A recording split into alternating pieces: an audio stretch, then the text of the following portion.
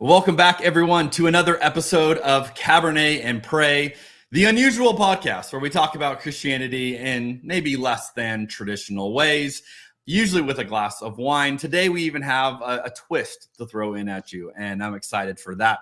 Today, we're going to talk with another author, someone that I've had a chance to get to know a little bit over the years, has written many things, and I'm very excited to dive into these ideas. Many of which I'm just going to put out there. If you are a Christian, if you have grown up in evangelical circles, as most Christians in America have, some of these ideas you're going to hear today may be like a little bit confusing to you. And you're going, wait a minute. I thought we all understood how this worked, and now you're challenging it. So I just want to prep you with that. Of if you're hearing these ideas for the very first time, might be a little bit of whiplash, but I want to encourage you just to hang in there. The beauty of a podcast is you can listen to this again or watch it again and maybe go back and revisit it once you've had a chance to see where the overall argument goes. But today's guest is putting new thought out there. And I love that. I love when we have people who are alive. You know, these are not just authors reading from centuries past. These are modern day authors who are providing fresh new ways of how to understand God, how to relate with God, how to make sense of this thing that we call life. And today's guest is going to be great at that. Today we have Dr. Thomas Jay Oord. Some call him TJO for fun. He is a theologian, philosopher, and scholar of multidisciplinary studies. He's the best-selling and award-winning author, having written or edited more than 25 books. His academic influence ranks him among the most influential theologians in the 21st century. Oord directs a doctoral program at Northwind Theological Seminary and directs the Center for Open and Relational Theology. He is known for his research on writing on love, open and relational theology, science and religion, evil and power, and the implications of freedom and relationships for transformation. Welcome to the podcast, Tom. How are you today? I've never shared this with anybody publicly. There's so many things happening in this conversation right now. 1,000 years from now, people are going to be looking at this podcast saying, so this was the breakthrough. This is delicious. I really love it. The joke I always say is like, how'd you learn so much? And I got to drink a lot. The power of food and beverage to lubricate an environment. Resistance to change is hurting the church. I'm not in the camp that God has a penis or a vagina or a body at all. I'm in the camp that God is a universal spirit. This is the strangest podcast that I've been on. I don't even know what to do. I'm trying to think of something smart to say. It tastes good to me. I'm kind of geeked up about this wine. You've uncovered the mystery. You've exposed the formula. We're going to sit down at a table. We're going to have a glass of wine and some food. And we're going to talk about the beauty of Jesus. Thank you for the hospitality that this particular podcast provides folks like myself, and I know others, to be curious around their faith practices. It's actually like the first time that I talked about that out loud. I will never forget the first time I bought a bottle of wine by myself, which was yesterday. By the way, drinking this Pinot Grigio at 3 o'clock in the afternoon is making me even more direct in my communication than I normally would be. Doing well, Jeremy. As you were talking, I was checking out those photographs on your back wall. Are those on the Oregon coast? They are. I thought they looked familiar. Yeah, my heart is in Oregon, so that gives me a chance. I'm in Arizona, but I look over and I feel like I'm there. I like it. Yeah. Well, thanks for the invitation to have this conversation. Yeah. Anything else we need to know about you? I try to give a little bit of flavor, but you've done a lot of things. So I don't know that I just scratched the surface there. What else do we need to know about you? Well, I'm in the Pacific Northwest and I enjoy backpacking. I'm a photographer, so I'm in the outdoors trying to capture something of the beauty in the world. I'm also married, have 3 daughters, 2 grandchildren, so I have a family as well. Very cool. Well, we appreciate you taking the time today. Now, what we do at this point in the show is we got to talk about what we're drinking. And so today, I am drinking my favorite varietal of all time, which is a Pinot Noir. But this is actually, normally I drink Oregon Pinot Noir. I did this week. I literally got back from Oregon last night. But this is an Oregon Pinot Noir from Domaine Voric called Mercury. And this is actually, get it in the camera for those who are watching on video, this is actually from France. This is from Burgundy. So what is often considered the home of Pinot Noir, where it really originated. And this is really nice. It's got more minerality than I'm used to. So if you normally hear me talk about Pinot Noirs in this, normally I'm talking about Oregon Pinots because those are what have my heart. When you go to the old world, you see a different style of making it, different vibe, if you will. So much more fruit forward when you go to Oregon, but when you get the old earth or old world versions, you get more earthiness, more minerality to it. And so I'm enjoying that today. What are you drinking? You got a twist for us today. Yeah, I'm drinking some mint tea, some organic mint tea. I had planned to do this because I'm a tea drinker, but also it turns out it was very appropriate because as I look out my window to my right, it's snowing pretty heavily right now. And so a nice hot tea seems appropriate on a snowy afternoon. Oh, perfect. It's a little bit cooler in Arizona. We had rain last night. I do not have snow out my window, so I'm jealous of you enjoying the seasons, and I'll vicariously live through that with you today. Very good. I want to begin with a question that I love asking each of our guests on this show, and I love to model to people that faith is an active process. This is not something where you arrive at all the right answers and then you lock them in and then you hold on to it, white knuckle it till you die. But people, this is a growing process. And so my question for you as we begin, how has your faith changed over the last 10 years? I think as I thought about this question, I think probably what has changed the most is that in the last 10 years, I have grown bolder in my convictions. I still don't think I know things with certainty, but I'm a bigger risk taker than I used to be. And it just so happens in the last 10 years, I was fired from my job as a theologian about 8 years ago after going through a trial, and then began a new job doing a doctoral program. And that shift in my life made me rethink my strategies for talking about things that matter a lot to me. So for instance, I'm a queer affirming person and I have been for 30 years, but the former job I was in, I had to had to have a different strategy on how to approach that. And now I'm bolder and a bigger risk taker along those lines. So I think that's the first thing that comes to my mind. Not so much a change in basic ideas, although I've had some changes in less basic ideas, but more a holy boldness. Let's put it that way. So would you say more of your posture then has been the thing that shifted for you? Yeah. And I care less now about what people think about me. I mean, I care some. I'm very skeptical of people who say they don't care at all about what others think of them, because I think, okay, that's not probably healthy. But but I care less about what at least some people in authority think about me than I used to. I would suspect that is a product of, your journey and the split and, some of the pain that you've had to endure.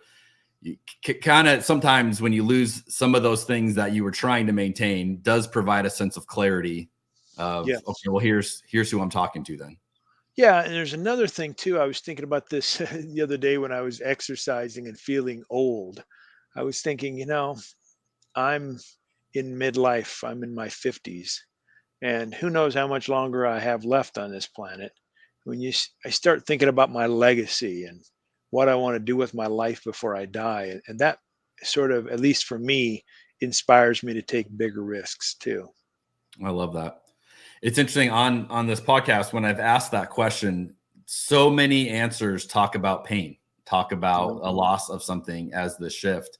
And I don't know. It's something I'm noticing, a trend I'm noticing as I'm doing more of these episodes of how God really does use some of the worst parts of our journeys that are just so brutal, and is able to help us see new life and new beauty. And there is a rebirth in that. And so I appreciate hearing a little bit about your experience. Now, I want to focus most of our time on your latest book, which I had a chance to read. You had written, we talked before we recorded, the last time you and I had lunch was after a different book called God Can't. And that was the first time I had really dove into some of your ideas. And I remember then going, this is super intriguing. Not sure I can wrap my head around all of it, but like very intrigued. And not, some books I read, I'm like, that is baloney. I don't buy that at all. I didn't have that reaction to it. I just, didn't know if I could understand where you were going on certain things. And so I felt like having this chance to read this latest book, I'm like, okay, now I think I'm better understanding some of the ideas. And so maybe it just took me a few goes at it. I'm not on the same level as you. It took me a few tries at it, but there's still a few things that I'm like, okay, I'm still trying to work through in my head. And so I'm excited to, I always, I often read with my daughter in the afternoons when she gets home from school. She's my reading buddy. And, she'll ask me, Dad, is that book, you reading that book for your podcast? And, oftentimes it's someone I'm going to interview. And, she always like, it must be nice to be able just to ask the author, about questions. I'm like, it really is nice. So yeah. I like something, circle it and be like, we're going to get to that. So we got a few of those we're going to get to today. Good. Now, the book is called The Death of Omnipotence. And I don't even want to pronounce the other part of it because I want to hear how you coined a new word. How do you say this word? I say it amnipotence. Amnipotence? Amnipotence. Amnipotence. I'm going to do my best to pronounce these words as we go, but we're dealing with someone who's literally coining new terminology here. So that's right. It's going to be a little tricky.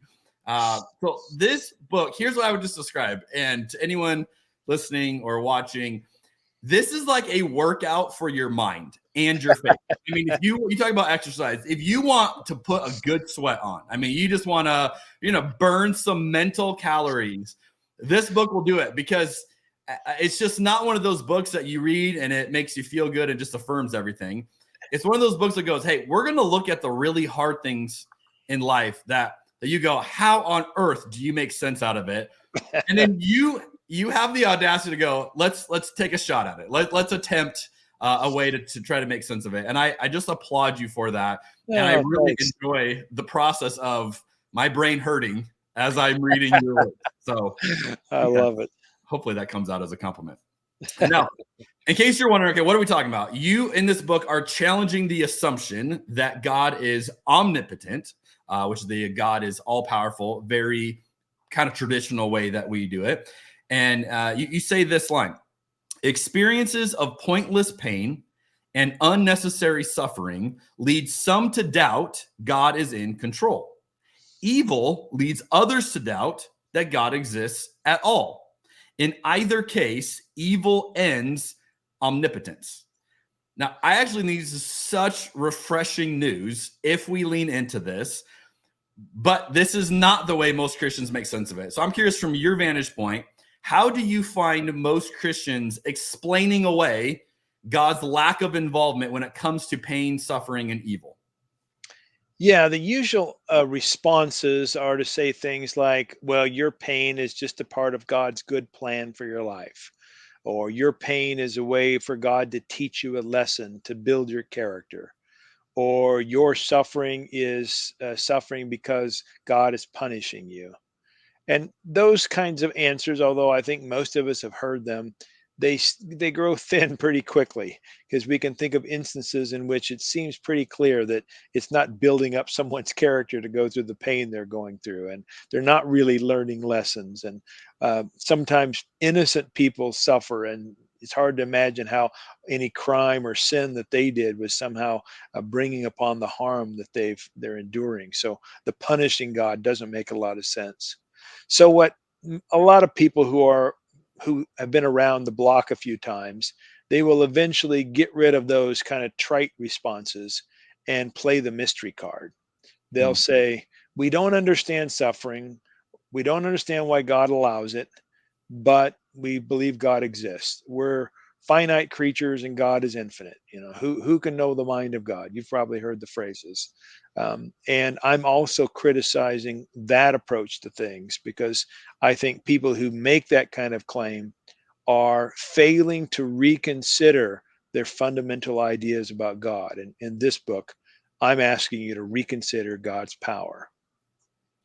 The sad irony of this is that atheists are the ones who are more intellectually honest, when it's like, well, if this evil we find in the world and you have this view of God, then that view of God that God can't exist.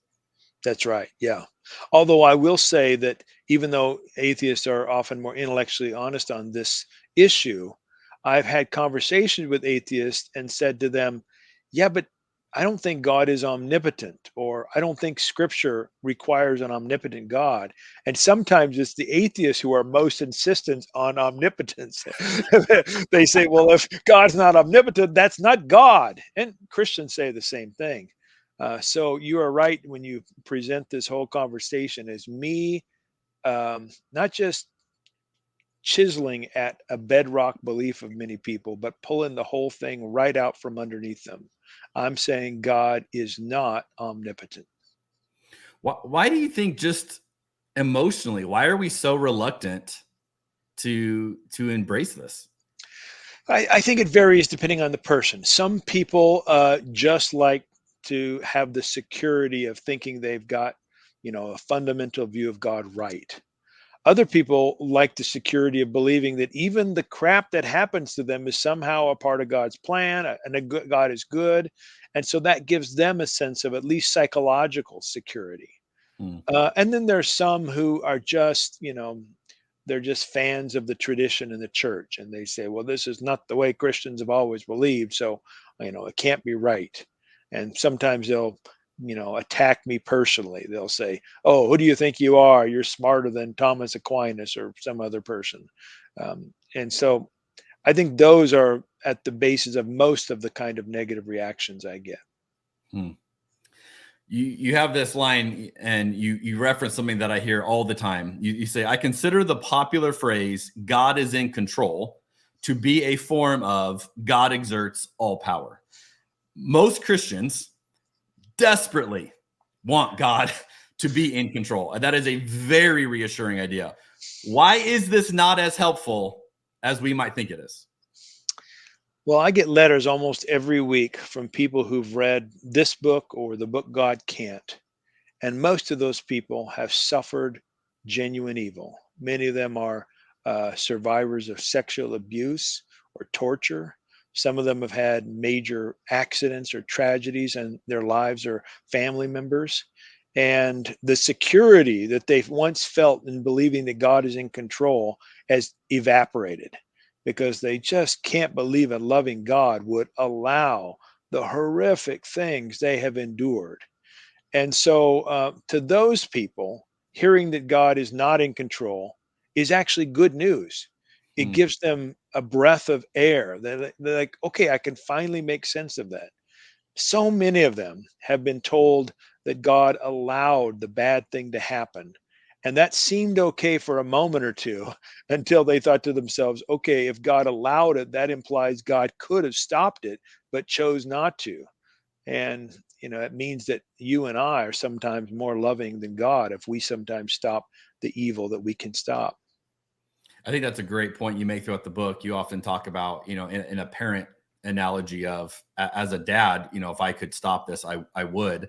So then, we end up realizing we are more loving than this view of God. And that's problematic. Yeah.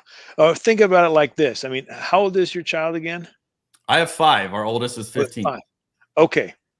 Maybe this doesn't apply perfectly to you, but suppose you're going out on a date and you need to hire a babysitter. Would you hire a babysitter who had the ability to stop bad things from happening, but chooses not to do it? Or a babysitter who's going to always pledge to do the best he or she can to stop things? I'd rather have that second babysitter. Yeah. In other words, we wouldn't want the God of the universe, as most people understand God, to be our babysitters when we go out on a date. Wow. What a line. We would not hire God as a babysitter. Right. Yep. That's good. Now, I personally think your argument that God cannot exert all power and creatures exert some power is your easiest way for someone to make sense of the argument. It's like, oh yeah, if God is all powerful, then I have no power. There's not, both those can't be possible. Can you elaborate on that? Because I think that's a very helpful way for someone to go, okay, if we want to keep holding on to God has all power, we have none, and that doesn't make sense either. So how have you found this to be kind of a way of looking at this? Yeah, we all live our lives assuming we have some kind of power. Most of us actually think we have something like free will. And even those who deny free will act as if they have it. But we all, at least, even people who reject free will, think they have some kind of agency. And yet, if God is literally the one who exerts all power, then God is the only one with any agency. So it just goes against our basic way of living moment by moment. It gets worse, however, because we also, at least most of us, think that something like moral responsibility also is linked to our agency. In other words, we blame or credit people based on their choices in relation to good and evil. It's what you do with your kids, I'm sure. You know, sometimes your kids choose something that's unhealthy or hurts them and others, and you figure out some way to try to steer them in the right direction, whether that's, whatever the discipline is going to be. Or sometimes your kids does something really great and you say, good job, we're so proud of you, which assumes they use their agency in a good way. And so if you have a God who literally exerts all power and therefore you have no agency, then all this moral responsibility stuff, our praiseworthiness, our blameworthiness, it goes right out the window. So we want to have our cake and eat it too, essentially. Yeah, I think we do want to have some agency. The question is, what are we going to say about God's power, given the way we live our lives and our intuitions that we have freedom and we're blameworthy or praiseworthy, depending on the situation? Now, do you think having an open or a relational theology framework is kind of a prerequisite to understanding this view of power? I think it's the best possible one that I know of. Maybe there's something else out there, but the view of power that I propose is a relational view. It says that God really does exert influence in the world. In fact, I think God is the most powerful, but God never, ever controls anyone or anything.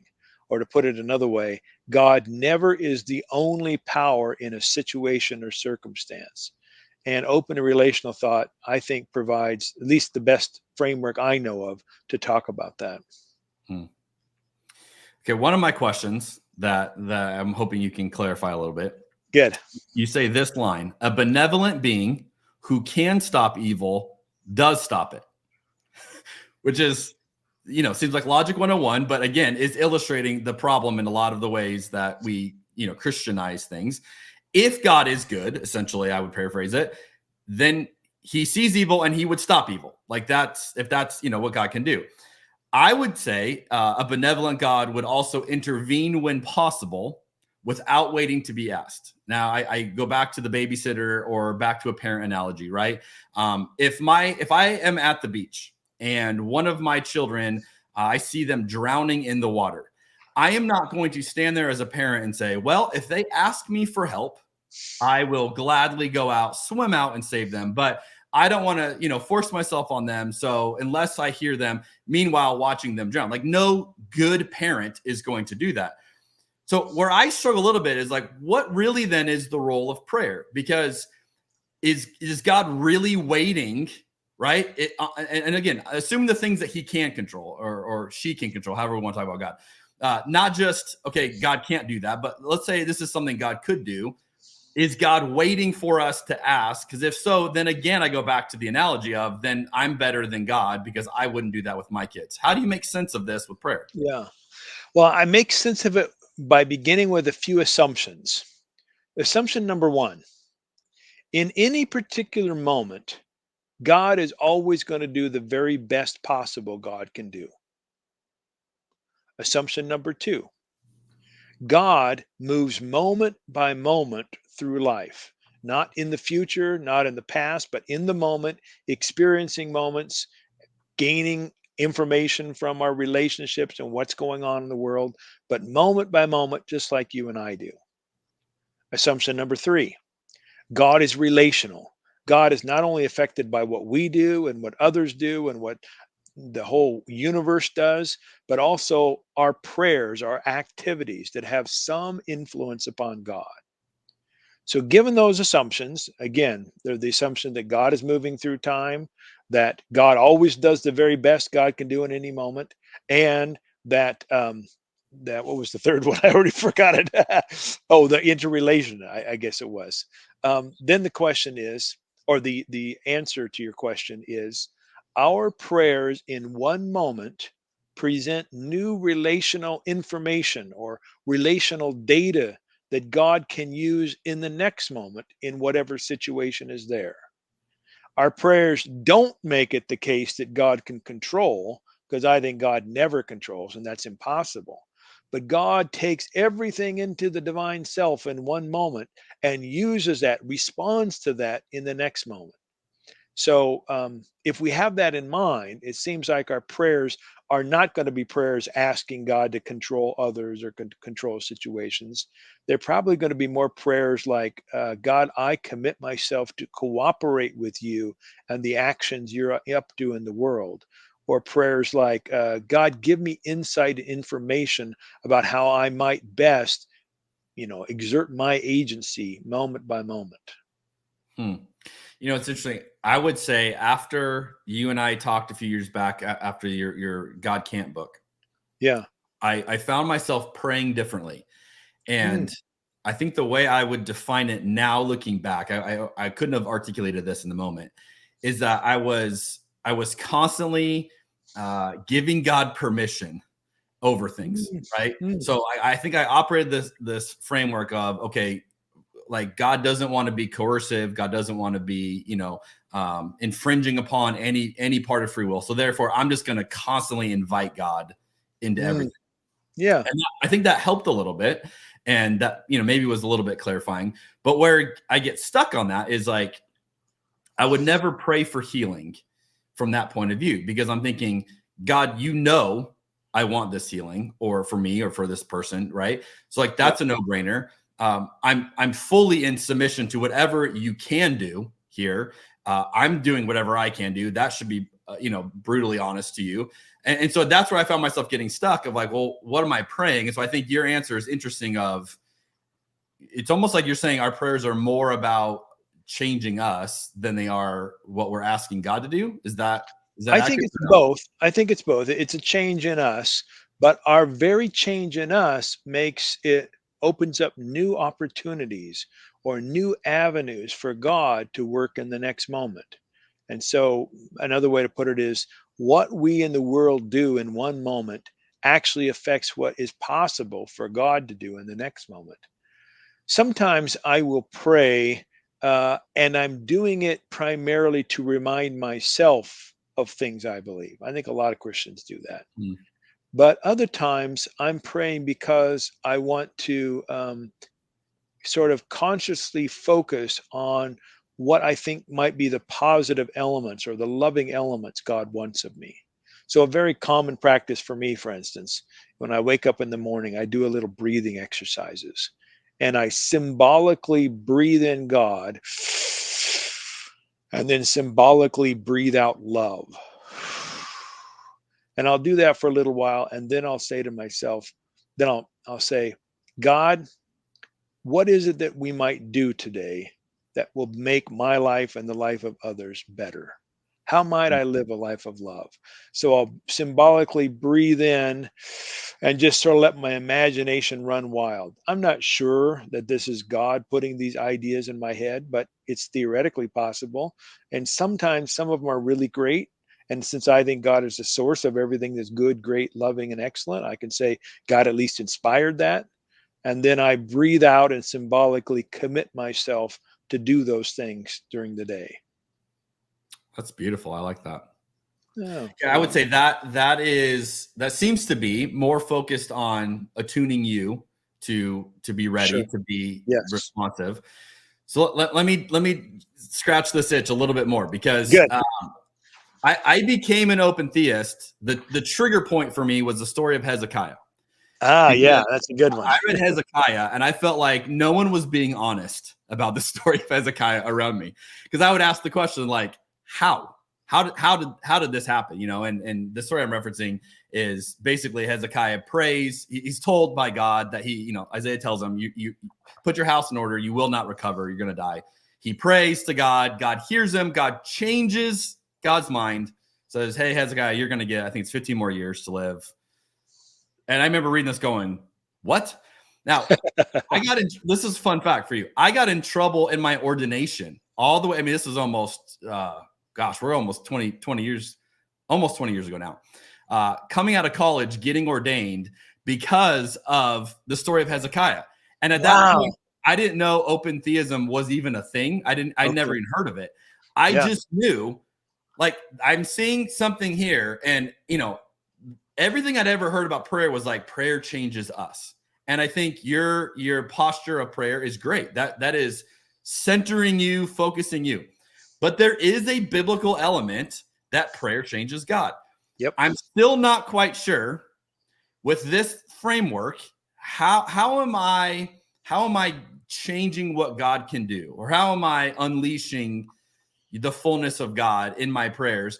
And I'll also add this little twist. I'm curious. Do you ever get theologically stuck when you're praying? Like, you find yourself just in the moment praying something, and then theologically your brain goes, God doesn't work like that. Oh, definitely. I'll answer that last one first. Yeah, I mean, I developed certain habits growing up in church, especially habits related to like public prayer and certain phrases.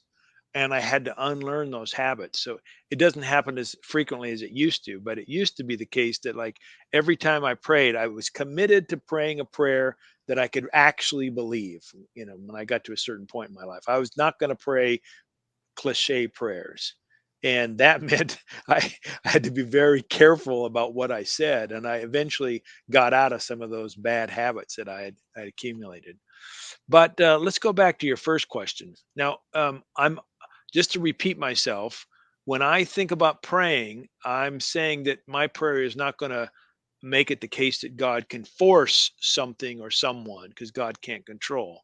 But there's new information and new available things for God, or avenues and opportunities for God that might not have been there had I not prayed. Let me give you an illustration of how this works in our day-to-day lives and then apply it to God. Suppose we jump back 30 years in the life of Tom and Cheryl, my wife, back when we had very little money and we rarely ate out. Suppose I got $30 and I say to my wife, hey, let's go out to our medium priced restaurant that we like, that we can get let's say it's Applebee's. We can get a two for $30, And she likes Applebee's. I like Applebee's. It's not our favorite, but it's there. So as we're going to Applebee's, she is reading her phone. This is 20 years ago, so that probably wouldn't be, but let's pretend. Yeah. And she comes across an ad that our very favorite, the best restaurant in town, has an ad that if you bring it in, you get your two best meals. Two people can get their best meals for also $30. Now, I know that we like that food better. In fact, it's probably even better for us. It's higher quality. But I didn't know that information until my wife told it to me. That would be new relational information that I gained in a particular moment that would then affect how I chose to act in the next moment. Now, my wife could still say, no, I'm not going there, because she's got free will. So that new information doesn't force us to go there. But it would probably prompt me to say, well, why don't we go there instead of Applebee's, which is good, but not nearly as good. So that's an illustration of how we as humans get new information, have a change of course. Why can't we apply that to God as well? I'm with you. I guess my question is, what new information in real time are we providing God that God doesn't know? And so, I mean, even take the story of Hezekiah. Like, what is God discovering? Did God assume Hezekiah would embrace death? That Hezekiah would be fine with it, and God's like, oh wow, I didn't know you wanted to live. I would just say, with my very limited knowledge, I don't have all knowing anything. I can anticipate a lot, like with my family, with my wife, with my kids. I can guess fairly accurately how they're going to react to things. So there's just times where I'm like, okay, and I think God's got that, on steroids. God can anticipate, understand, and knows things, even with an open view. I guess that's why I still just get stuck. Like, what new information, Tom, am I giving God that God doesn't already have? I think every single moment God gets billions of data of new information. Now, some of those, you're right, God can anticipate as being there, but anticipating is not the same as it being actual. Let me give another story to illustrate this. 30 some years ago, I buy a ring and I'm going to go to my girlfriend and propose to her. So God knows that I have in mind to propose to my girlfriend. But until I take that ring out and say, will you marry me? The option for my wife to say, yes, I will, that's not on the table. God knows it's possible, but maybe I'll get cold feet seconds before I take that ring out of my pocket. So until it's actually the question, will you marry me? There are certain things that God can't present my girlfriend, now my wife, as an opportunity. So every single moment, things like that happen that God think might happen, but can't be sure until they actually happen. And then as soon as they do, God takes it into the life of God and then prompts whoever it affects to have options for good or ill. In this case, I'm hoping it was an option to say yes was the best option for God, but God inspiring my girlfriend, now my wife. But yeah. It seems like that one's worked out well for you. So I'm going to go with that. Good. I think so too. Yeah, I think that's helpful. And, I think maybe we just say God wants to keep you from eating at Applebee's. That's the lesson for the day. I love it. Okay. So I think the probably the hardest thing for me, you're helping me with the prayer end. So I appreciate that. Okay. Probably the hardest one for me though, that I still just get stuck on. And I got stuck on it with God Can't. We talked about it, still was stuck on it. I was stuck on it with this one, but you address it, I think, more aggressively in this book. So I was like, oh, okay. But I'm still working through it. The hardest part of your argument for me to wrap my mind around is the physical limitations of God as a spirit. And you reference God exists as a spirit. Therefore, when we just assume God should be able to do X, Y, and Z, often what we're assuming would take a physical form to do that, and God doesn't exist in that form. Mm-hmm. And so you have this line that I think is one of your dicier lines in this book, and I'm curious the feedback you've gotten on this line. I'd love to know if you've gotten any nasty emails. You say this: scriptures that describe God doing such physical activities are metaphorical, not literal. While God is present to all creation and influences everything, the Spirit doesn't have a divine body to literally perform these actions. Claims about divine embodied action are metaphors. So for those of you who have not read the book, what he's saying in this is basically all these examples you may be thinking of right now. Well, what about Abraham and this? And what about, all these examples? He's saying these are metaphorical representations of God, not literal. I can go there, okay? You haven't lost me there, but here's where I get confused. Since I would assume you don't think Jesus's physical body is metaphorical, how is that different? Oh, I love it. Okay. Let me start by making sure the folks who are part of this conversation understand why I get to this point, and then I'm going to answer your questions directly. I get to this point because I'm thinking about why it is that sometimes you and I can stop evil, even though people are using their free will to do something else. So I think maybe in this book, maybe it's another book, I give the illustration of two people walking down the street in New York. One freely turns to step into the street to cross it, not realizing there's a car coming. The other person sees the car, reaches out, grabs the shoulder of the person stepping into the street, pulls them back, saves them from harm, which seems to be an obviously loving act in my way of thinking, but it's not controlling the other person, but it is thwarting their free actions.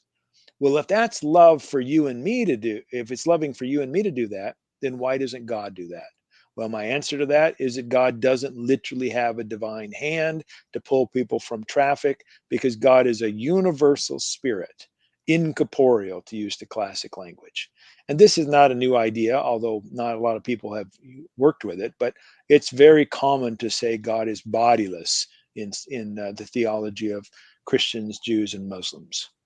But it is the case that biblically there are stories of Moses seeing God's butt, or Adam and Eve walking with God in the garden as if God is a embodied figure. So they're there. I don't think they're the majority, but they're in Scripture. But then you have Jesus coming along and saying, God is spirit, and we worship God in spirit and truth, and ruach and pneuma and all these spirit kind of language are in Scripture. So I'm, as you rightly say, making the claim that all the embodied talk in Scripture is metaphorical. It's trying to talk about a relational thing. In fact, I would say something even more controversial. God doesn't speak. God doesn't hear, because those things require tongues or ears, but God does communicate. So we talk about God speaking in metaphorical ways as well. But anyway, that's kind of getting sidetracked for a moment. Okay, well, I want to come back to that, because that's okay. Good. a great topic. Okay, keep going. Yeah. So who doesn't like this? I don't get very little pushback. The only pushback I can think of that I've received from this are from my Mormon friends, because in the Mormon theology, God really does have a body. In fact, little side anecdote. Once when I was teaching undergraduate students, we got to talking about this issue, and one of the undergraduates, sophomore, said, "Okay, does God have a penis?" And so I said, I've got a friend who teaches theology at BYU. I'm going to send him that question. And my friend responded by saying, "Yes, God is large and has a rather large penis." So I'm not in the camp that God has a penis or a vagina or a body at all. I'm in the camp that God is a universal spirit. But then the question comes up, what do you do with Jesus? I'll be blunt. Jesus of Nazareth is not God. Now, that's heresy right there for most people. I think I can say Jesus is divine, or Jesus expresses the divine nature, but one of the essential characteristics of God seems to be omnipresence, but Jesus of Nazareth is not omnipresent. Another is that God can somehow know everything knowable. Maybe not the future, like you and I as open theists would say, but God can at least know the past. And here Jesus is walking along, and a woman touches him, and he feels something, power go out of him, and he says, "Who touched me?" Well, that's not an omniscient being. So we have this Jesus of Nazareth who doesn't have some of the classic characteristics of God. And another one would be that this individual has a localized body and God is bodiless. Now, how did we get to that place? Well, those who have a particular view of Jesus as divine will say that Jesus momentarily or temporarily set aside all those divine attributes, took on a human body. And, that's a kenosis Christology. Others will say, Jesus is never God in that sense, but he's divine in the sense that he responds perfectly to the Spirit's activity in his life. And that's why Christians should call him divine. So there's some ways to get around that and avoid heresy. But you don't have to end up saying point blank, Jesus of Nazareth is God because his body is divine or something like that. Okay, so how does, to use your wording, how does the divine enter a physical body then in the person of Jesus? Well, the divine enters my body and yours right now. So my view of incarnation is that God is incarnate in all creation, not just in this Jesus of Nazareth. But what makes this Jesus of Nazareth unique is that he seems to respond properly to the call of God's presence in his life, moment by moment. And because of that, he reflects the divine nature of love better than anybody I know. So he stands out as different in that way. Wow, this is a hot take. I didn't know where you're going to go with this. I got my brain is firing here. Well, this is actually, let me say a couple more things about incarnation, because I know that might also make people a little uncomfortable, but I'll continue to make them uncomfortable. That's what we like on this podcast. I really don't like around Christmas when people talk about Jesus as the incarnation. It makes it sound as if God wasn't around and then decided to come into history in Jesus. And then when Jesus ascends or leaves, or however you want to understand that, God's now going to be gone until Jesus comes back. That it just totally undermines divine omnipresence.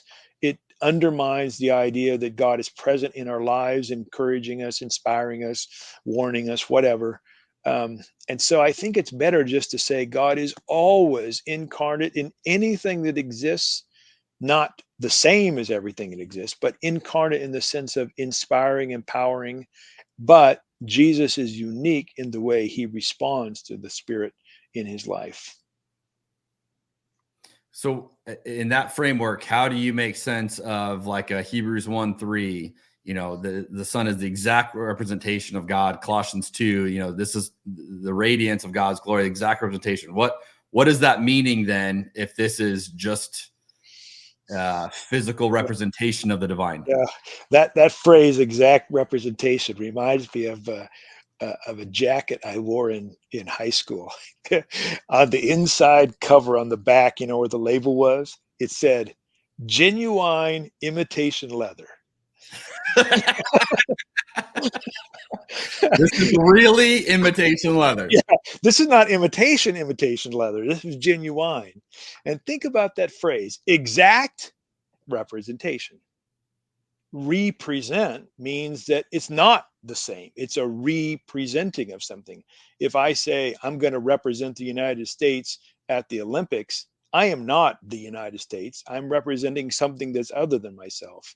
So we've got a really weird thing going on. The translators are saying one thing about exact and another thing is a representation. So I interpret that something like this. Jesus gives us the clearest revelation of who God is and God's nature. And that's not the same because it's a representation according to the text, but it's the closest thing we've got. And the radiance of God's glory, I mean, you don't have to be divine to radiate the divine glory according to the biblical passages. Lots of people do that. And even you and I can sometimes. So again, I'm not saying this, but isn't it Colossians 2? It says it's the fullness of God. It could be. I don't remember it off the top of my head. So if fullness means that Jesus has 100% of everything we talk about as God, then it's clearly false, since he's not omnipresent, omniscient, all those things I mentioned earlier. So fullness must be means something different than that. And I've been proposing what that might be.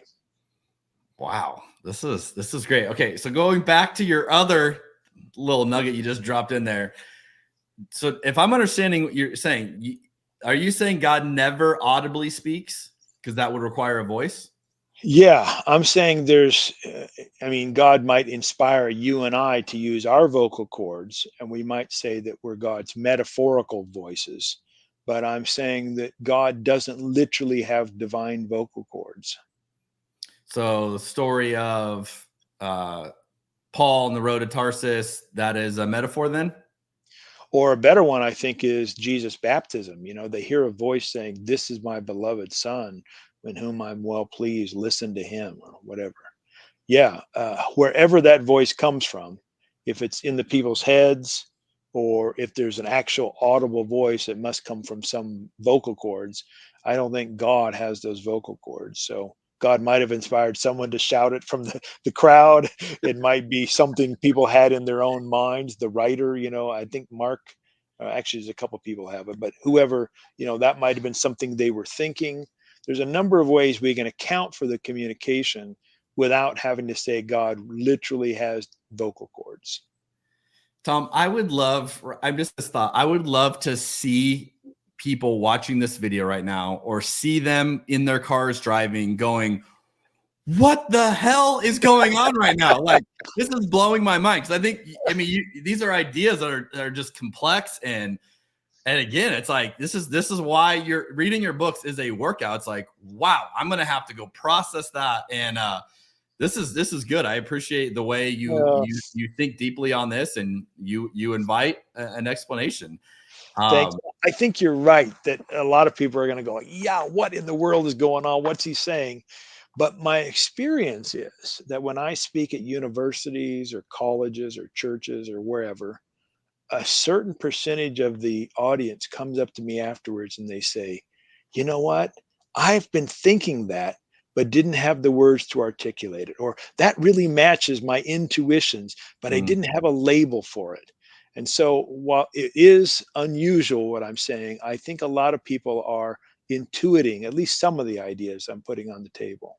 No, I definitely agree. And that's why, I resonate with so much of this. And it's like, yes, that, you are literally creating words for things that we are feeling that the words didn't exist. So you wrote a book and you made up a word, which is pretty cool. That's a pretty cool mic drop, I'm just going to say.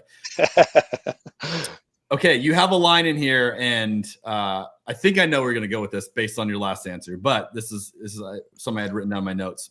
And by the way, hopefully people are well into a glass or two of wine as they're listening to this podcast. So I think these ideas are way easier with a bit of wine to go watching them.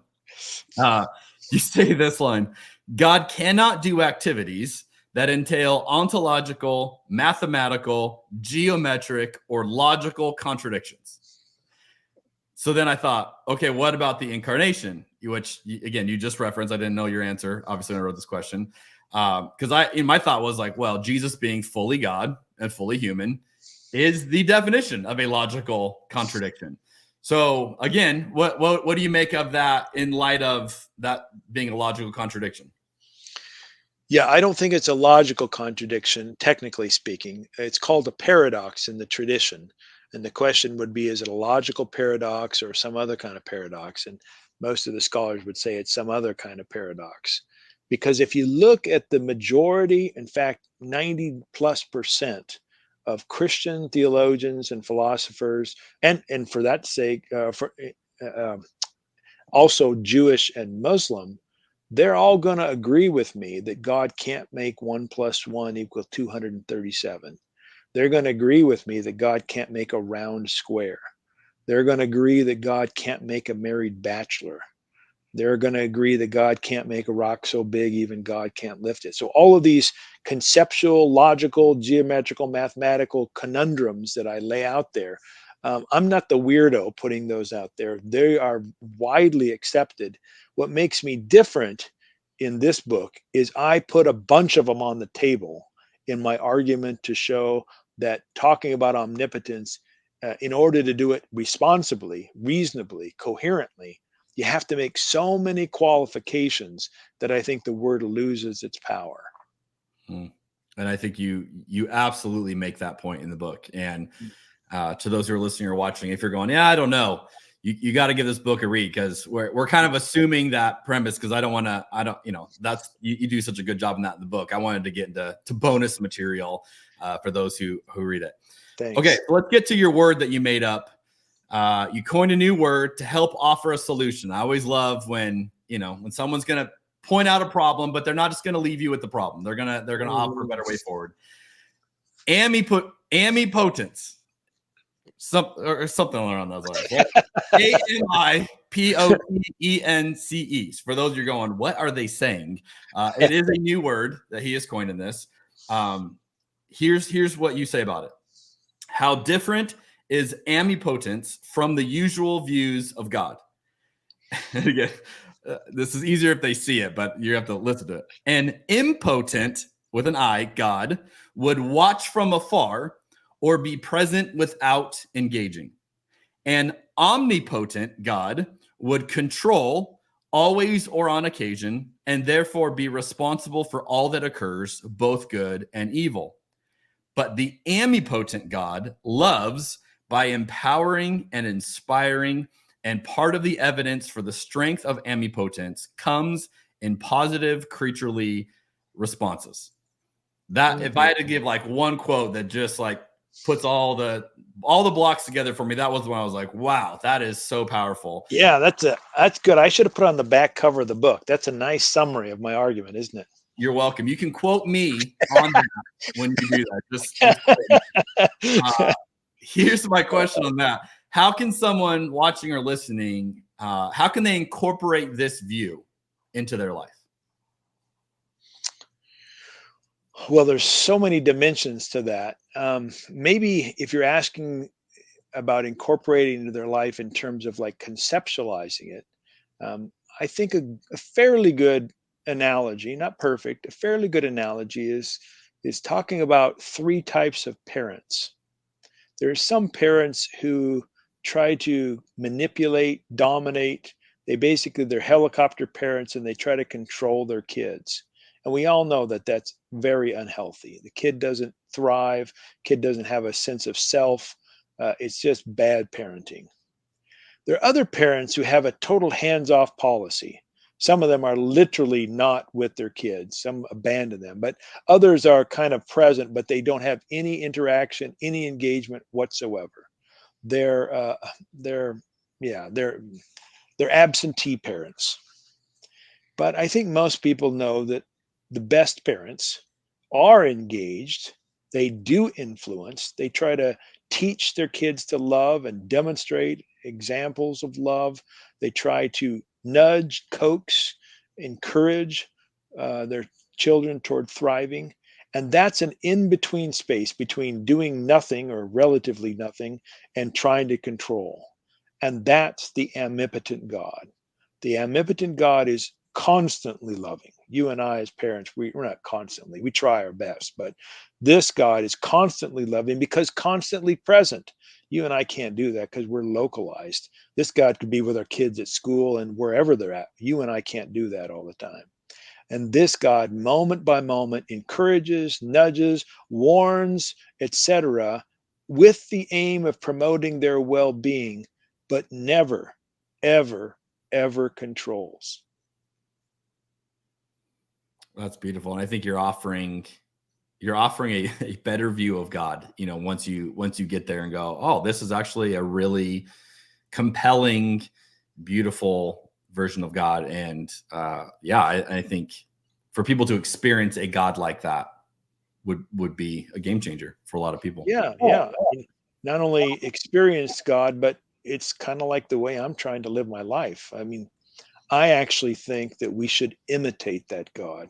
I think the Apostle Paul is right in, Ephesians chapter 5, when he says, imitate God as dearly beloved children and live a life of love like Christ loved us. So Christ is our sort of representative of what love looks like.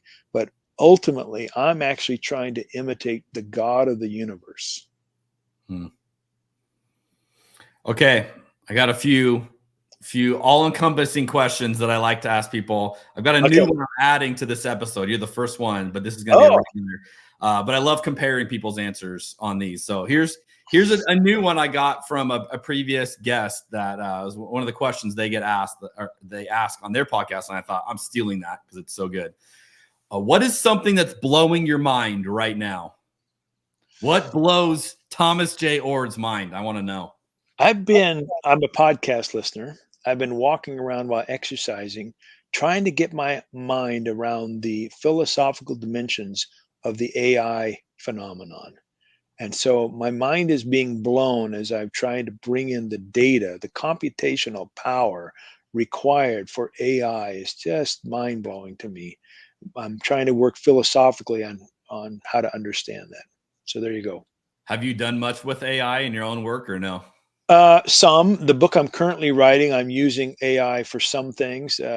Like I'll give it a prompt and then take what they give me and change it, make it mine. And sometimes I'll ask it questions like, I'm writing a book now called God After Deconstruction. And so one of the chapters is on church abuse. So I went to AI and I said, what are the top 10 reasons people are saying or ways in which people are saying the church has abused them. And so they'll give me a list and I'll look at that and I'll take some of them. And yeah. Very cool. Yeah. What do you see as the main issues facing Christianity in America today? Well, I mean, setting aside God's power. Well, no, let's work with God's power. One of my favorite lines in this book that we've been talking about is a line I make about Donald Trump. To give you a little background, I make some arguments in this book that if you believe God is omnipotent, then you ought to believe that God either installed every political leader or at least allowed them to be installed when God could uninstall them at a whim. And this creates all kinds of problems. And so I make the argument that if you think there's someone in power who shouldn't be there, let's look at Donald Trump, since I'm not a Trump fan. If you think that Donald Trump got elected into power but shouldn't be there because is not a good representative of God's loving ways in the world, and yet you think God is omnipotent, you got a real problem on your hands. Because this God isn't taking Donald Trump out of power single-handedly, or this God allowed the voters to put him into the presidency. So, most evangelicals I know don't have a problem with omnipotence. And then when Biden gets in the White House, they got to figure out what to do with that. They've got their own things. But I'm more thinking about people like who are moderate to progressive Christians. Moderate to progressive Christians, this is an argument for why you ought to stop calling God omnipotent. If God's omnipotent, God wanted Donald Trump to be president of the United States. And if you can't believe that, then give up on omnipotence. There you go. I was like, well, fine. Now I had to go rethink something. Oh, that's great. What do you see as some of the main issues facing the church in America today? Right now, I think the queer issues are the number one issue that, at least in the churches I'm a part of, that's the question. And I'm a fully affirming person, and I'm trying to encourage the denomination I'm a part of to become fully affirming.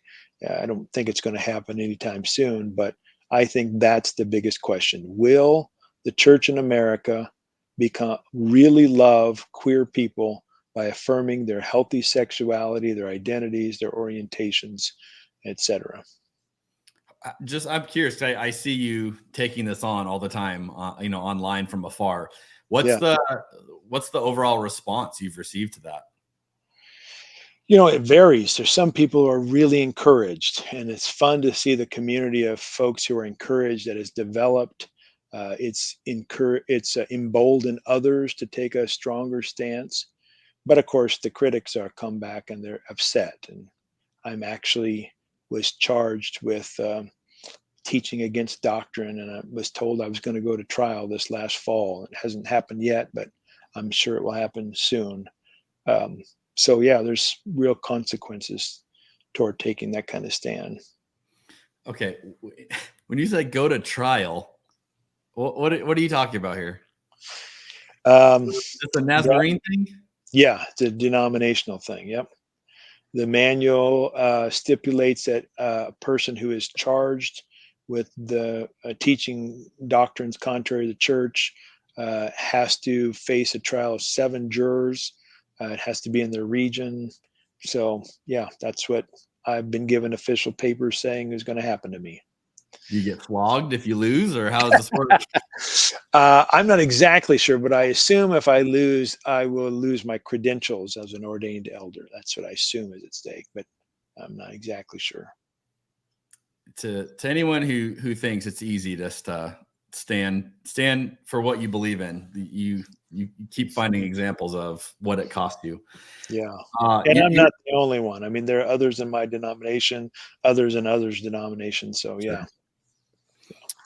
There's a lot, but what's a problem you're trying to solve right now?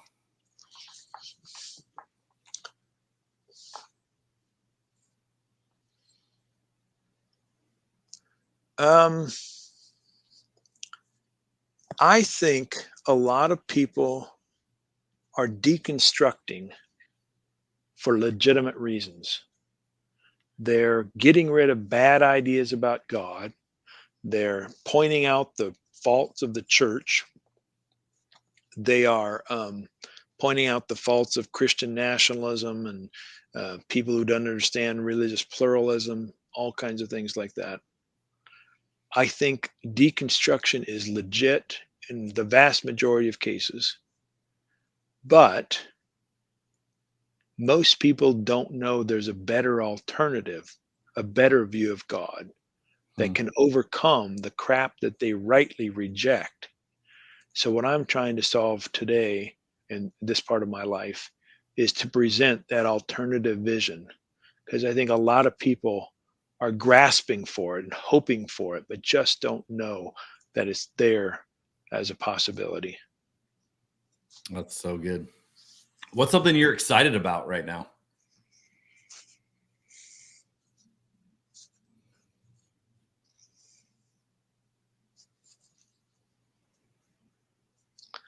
Can I talk about the Center for Open and Relational Theology?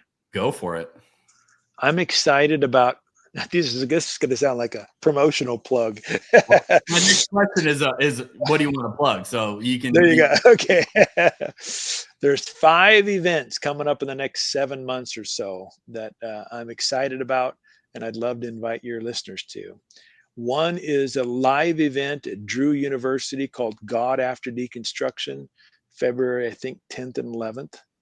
The second is a fully online event called Ortline 24, Open and Relational Theology. And we're looking at 25 books written in the last year and having panel discussions. So like an hour a book over a 3-day period. That's February 22 through 24. Then in April, there's another God After Deconstruction conference in Denver, but it's preceded by a conference called Persuade, which is asking the question, what does open, relational, and process preaching look like? And that's in the Denver area. And then finally, this summer, OrtCon 24, Open and Relational Theology Conference at Grand Targhee Resort, a whole week getting together and talking about open and relational thought at a resort at 8,000 feet between the Teton Mountains and Yellowstone. There you go. I'm excited about those. Yeah, I would be too. That sounds like a good time. Well, hey, I so appreciate this conversation. Is there anything that I didn't ask you that you're like, I wish you would have asked, or anything you feel like you didn't get a chance to talk about? Yeah, I want to say something that I was going to say kind of in the middle of it, and then I forgot to. You began earlier in the conversation, you mentioned me writing this book, God Can't, which is written for a wide audience. And it's explaining why God exists and is loving, but can't prevent the evils in the world. And you can imagine with a book with that title, it gets lots of controversy, but also lots of good-natured jokes. And one of the things that came up over and over again is that people were clear that I thought God can't stop evil single-handedly, but they weren't as clear about what I thought God actually was doing in the world. And this book that you have been talking about today, The Death of Omnipotence and the Birth of Omnipotence, that last chapter is trying to spell out how I think a loving God actually is at work in the world in powerful ways, but always in uncontrolling ways. So as you said at the start, this book is kind of a natural flow from the God Can't, except it has this more constructive chapter at the end when I'm proposing omnipotence. Did you consider calling it God Can? I have considered that possibility. This is what God can do. And I'm going to talk about things God can't do. Yeah. Hey, Tom, I seriously just want to thank you again. You are a super busy guy with tons of things on your plate. And just the fact that you'd spend the time with us means the world to me. I thoroughly enjoyed this book. I heartily endorse it to all who are watching and listening. Thanks. This is a great resource. Again, not an easy book to read in the sense of you've probably not thought this way about God or heard this often. But I do think, just to encourage you, I do think there are more and more people looking for something like this and going, okay, the rest of the stuff that we got was garbage. Is there anything better? And, part of why even this podcast exists is to show people there are other ways to think about this. There are other people exploring God and trying to make sense of this, and not the ways that, you had to deconstruct. And many of us have had that journey. And so I just want to say thank you personally on behalf of all of us in that community. Thank you for being a voice, offering a way forward, offering solutions, charting the course with new words. I mean, you're just doing it all. Seriously, thank you for today. We really appreciate all that you're doing. Thanks for those kind words, Jeremy. And thanks for the opportunity to have this chat, because you've clearly taken this book seriously and picked out some of the most, I think, compelling parts of it. So thanks. Well, thank you. Make sure you quote me on that best part on the back cover. I love it. Well, hey, everybody. Thank you for tuning in to another episode of Cabernet and Pray. I mean, you might need to go dive into another bottle with a friend and unpack this episode together. And we don't know what that looks like, but hopefully this is a lot to think about, a lot to process, and hopefully you realize maybe God's even better than you had believed possible. So love that you're a part of it. Love that you are sharing this with your friends and with others, and we'll catch you all next time.